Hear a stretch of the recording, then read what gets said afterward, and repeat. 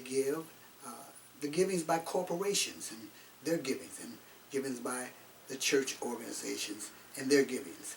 So over the past 3 weeks or 3 to 4 weeks, we have been talking about the unrest that's been shown in these streets with regards to racial injustice and other injustices, and we have been trying to show that the most important part of this is that in attempting to deal with this problem, that you cannot just give, and we were talking to the funders, you can't just give to one group and then say you pick another group and you come together and try to solve the problem.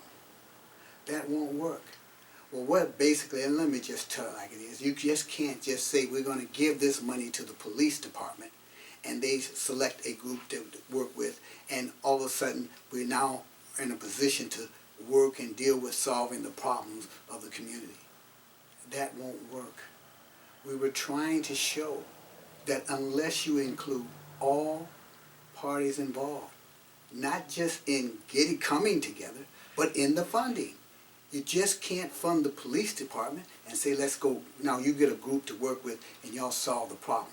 Well, the police department gets its guns, its rubber bullets, its shields, and you sit down and we say, this is how we're going to solve the problem. No.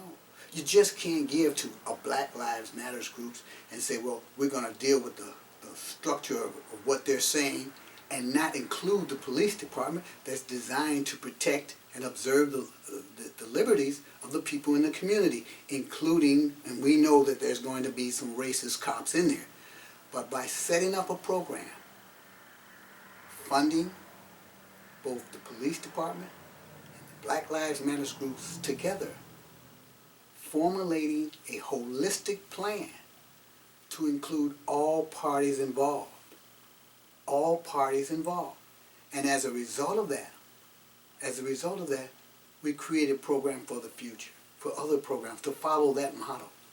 But not a model that just says we're going to select certain groups to fund and not include all facets involved. See, that was in different ways. We tried to show that there are chosen individuals in the government, individuals who head major charitable foundations, individuals who are in with the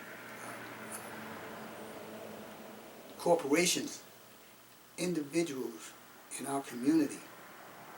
And they must understand. They must put themselves in a position to hear all parties.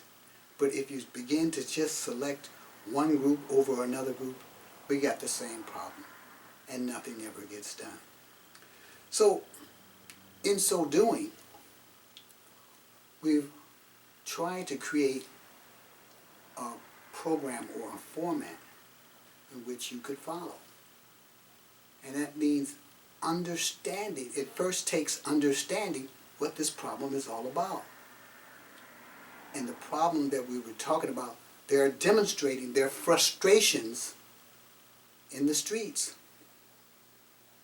But what we have said is that the real problem lies in the givings of the boardrooms, the foundations, the government. That's where the real problem is.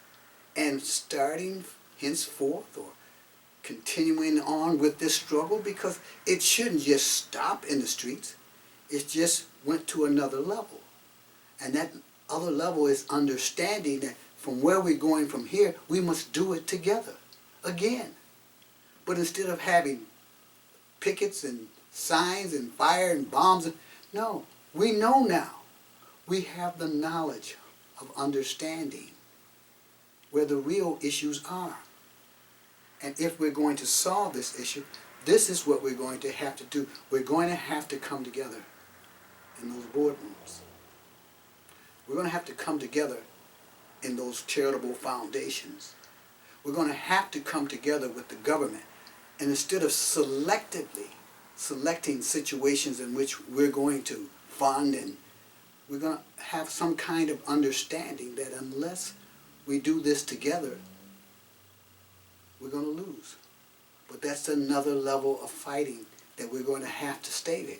We're going to have to stay here and fight that problem at that level. Which means, in a very sincere way, we need your help. Well, first of all, let me just start right here with the person in front of you. These foundations, the charitable, the government, we've been around 40 years, funded by most of them, and they know what we're saying. When we were just talking about the prevention of teenage, it was okay, we got funds for everybody. But then we started saying, hey, now we must put prevention first, service second. Let's first try to prevent the problems of those of the poor, and then we try to service it. 1 penny for prevention, 99 cents for service. Well, that was our problem, and that remains our problem, our struggle. But in addition to that, this struggle that we're dealing with now, unrest, racial unrest, now we need your help to see this for what it is, because we know that knowledge is power. But unless we can apply that knowledge, we won't see any change. We must apply that knowledge. That means we must reach these people. That means somehow we have to reach you to tell you our story, to try to get your help to reach those individuals on boards of major charitable foundations, sitting in strategic corporate chairs to make decisions about millions of dollars that go into the community. We need you to see that the government is funneling monies into the community, but haven't developed a plan in which they can provide a holistic approach to the problems of which they're trying to do. We need you. You see?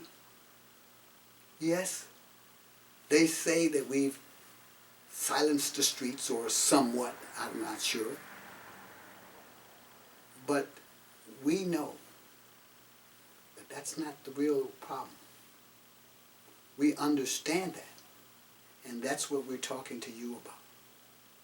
Hopefully, you will honor us by allowing us to present our next week's presentation, in which we'll give you some specifics in terms of what you can do in this struggle for equal rights, equal justice for all.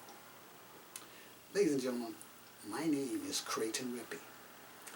I'm the director of the Greater Detroit Community Outreach Center here in Detroit, Michigan. You can reach